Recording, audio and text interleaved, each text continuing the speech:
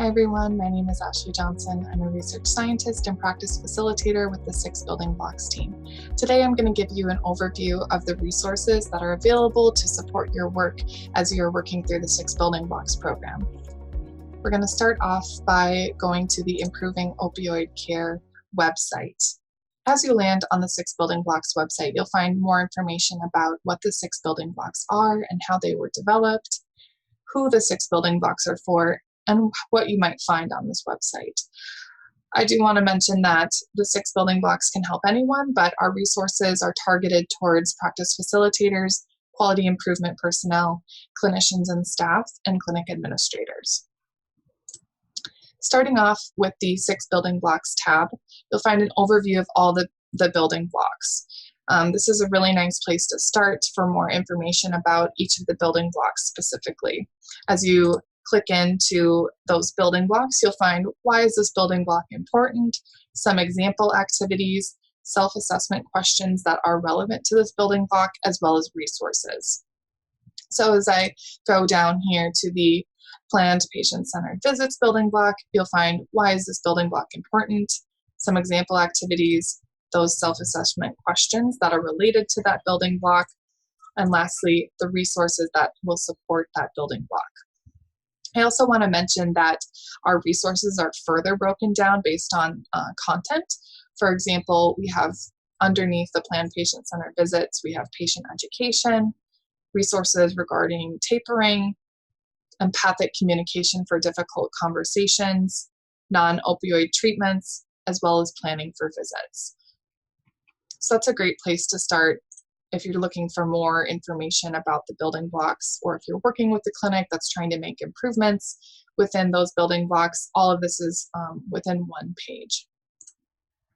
The next tab is our self-assessment tab, and here you'll find, again, those self-assessment questions that are related to each of those building blocks. And then you'll also find the full downloadable self-assessment here, which is a Word document, so you can print this off or electronically distribute this within the organization that you are working. Our next tab is implementation guide, and we have 2 different types. The first is the fast track approach, and the audience for this implementation guide is organizations that have already completed a significant amount of opioid management improvement activities, and they want to engage in a more targeted effort. And we'll have more of those resources available soon. And then the other implementation guide is for organizations that want to engage in a systematic improvement effort using the evidence-based 6 Building Blocks approach. And this is our comprehensive 3-stage approach. So as you click into each of these stages, you'll find an overview of the prepare and launch, which is stage 1. It guides you through the different activities such as the commitment, the orientation and assessment meeting, the kickoff planning and assessment meeting, as well as the kickoff. And so you'll go through each of these activities related to those building blocks. And in the guide, it's a step-by-step overview of what to complete during each of these stages. The same is true for the stage 2, design and implement. So you'll have all of the activities within each building block that are commonly undertaken during the design and implement stage.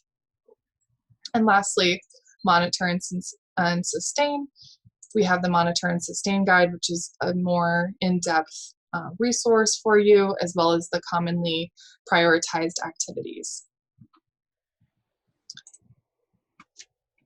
And then the fast track approach, I'll just quickly mention here that the general approach would be conducting the 6 building blocks assessment, then selecting which building block areas you want to work in, investigating what's happening within your clinic, then prioritizing milestones to work towards in your selected building block area, and then planning and implementing those next steps using 6 building blocks resources and tip guides. Moving on to the resource library, we have 3 different sections for the resources. So we have resources for clinics, recommended assessments for clinics, as well as resources for practice facilitators. Resources for clinics are divided by building block, and again, further divided out based on topic within those building blocks. So as you scroll through here, We can take a quick look at the tracking and monitoring patient care resources. So you might find information about identifying patients on long-term opioid therapy, tracking and monitoring patient care, or calculating morphine equivalency.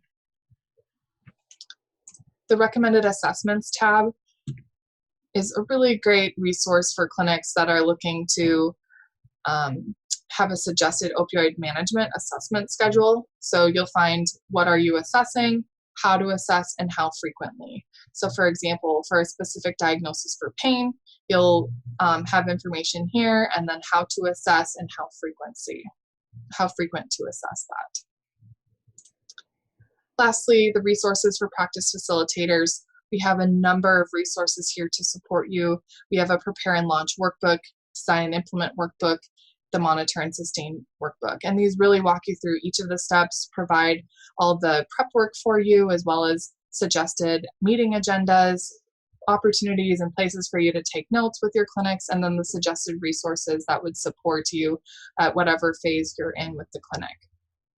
In addition to those, we have some overarching resources, so more information about practice facilitators, resources to use while coaching clinics. We have a multi-site log, some supplemental learning, so if you want more information about understanding chronic pain, or perhaps overcoming barriers in primary care, as well as supporting an opioid improvement team in a clinic.